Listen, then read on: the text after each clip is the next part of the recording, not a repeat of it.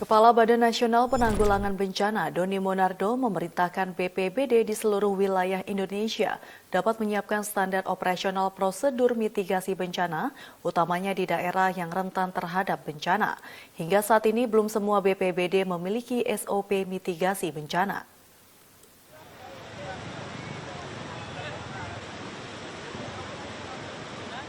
Kepala BNPB Doni Monardo memerintahkan agar seluruh badan penanggulangan bencana daerah segera membuat standar operasional prosedur mitigasi bencana di daerahnya masing-masing. Hingga saat ini belum semua BPBD memiliki SOP mitigasi bencana sehingga ketika terjadi bencana penanganan berjalan lamban. Perintah tersebut disampaikan Doni dalam konferensi pers daring dari Pos Komando Tanggap Darurat Bencana yang berada di kantor Gubernur Provinsi NTT. Doni menyebut mitigasi penting dilakukan guna meminimalisir dampak bencana baik dari korban jiwa maupun kerusakan material, utamanya di wilayah-wilayah yang rentan terhadap potensi bencana alam.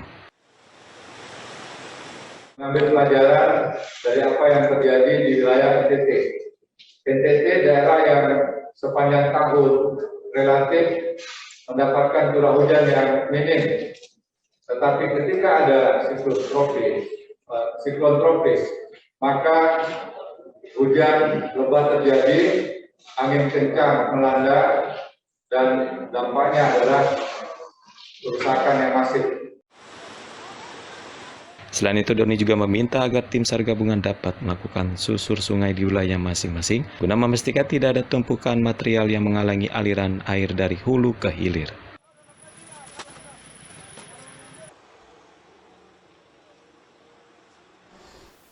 Seusai peristiwa banjir bandang di Nusa Tenggara Timur akibat siklon tropis Roja, kini upaya penanggulangan bencana mulai berjalan lancar.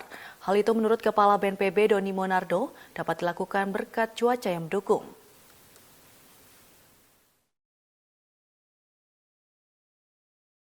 Berdasarkan pengamatan BMKG, siklon tropis Roja per Jumat 9 April mulai bergerak menjauhi wilayah Indonesia. Setelah NTT diterjang banjir bandang dan longsor pada Minggu 4 April akibat badai tersebut, kini proses mitigasi di sana mulai lancar. Berbicara kepada media secara virtual, Doni Monardo menyebut saat ini akses menuju lokasi-lokasi terdampak bencana sudah bisa dilalui untuk menyalurkan bantuan baik logistik maupun psikososial.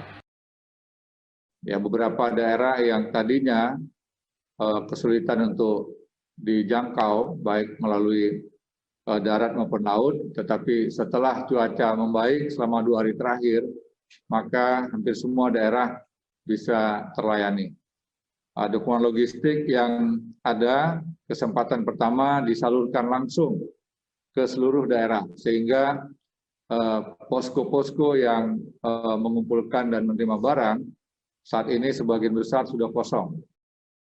Doni Monardo menambahkan Mabes Polri telah mengirim psikolog untuk proses pemulihan psikis korban bencana, khususnya di daerah Adonara, Lembata, dan Alor. Di sisi lain, kebutuhan dasar seperti tenaga listrik, BBM, dan jaringan komunikasi di beberapa area mulai menipis. Sehingga kata Doni, BNPB akan melaporkan langsung ke kantor pusat terkait untuk segera ditindaklanjuti. Per 9 April 2021, BNPB mengonfirmasi sejumlah korban meninggal dunia yang berhasil dievakuasi sebanyak 165 orang. Sementara 45 lainnya masih dinyatakan hilang. Dan sebanyak lebih dari 15.000 orang berada di pengungsian.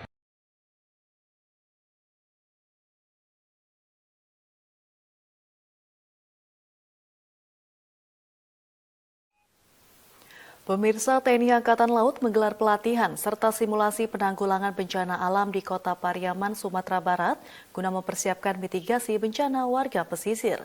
Selain simulasi, TNI Angkatan Laut bersama instansi terkait juga melaksanakan aksi bersih-bersih pantai dan menanam mangrove.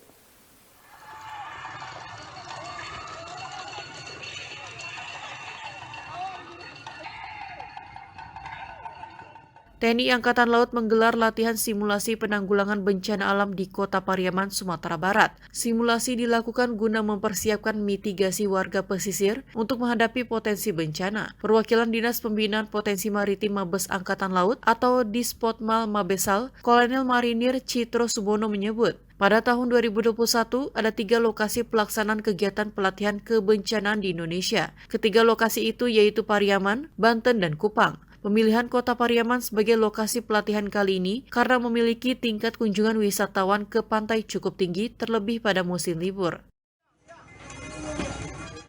Apabila ada bencana atau sesuatu hal yang tidak diinginkan, gerak cepat dan insya Allah dengan pengetahuan yang tinggi tidak ada korban.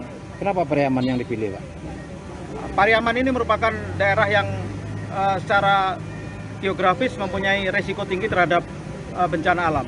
Nah, tapi semua awam masyarakat kita harus tahu penanganan bencana. Terlebih dahulu kita menyelamatkan diri, keluarga, dan masyarakat.